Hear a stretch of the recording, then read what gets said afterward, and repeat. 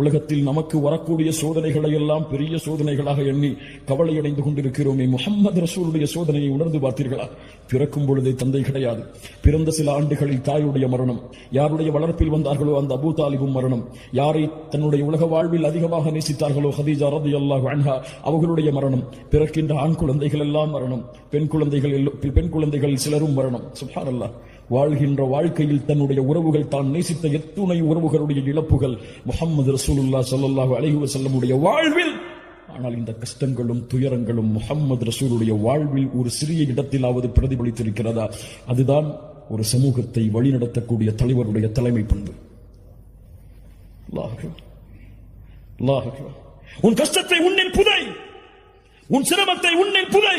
பிறருடைய முயற்சிக்காக, பிறருடைய வெற்றிக்காக இந்த உலகத்திலே எந்த கஷ்டம் வந்தாலும், எந்த பிரச்சனை வந்தாலும் நடந்து செல். அல்லாஹ் உன்னை பொறுப்பேற்று உன்னை நடத்தி செல்லும்.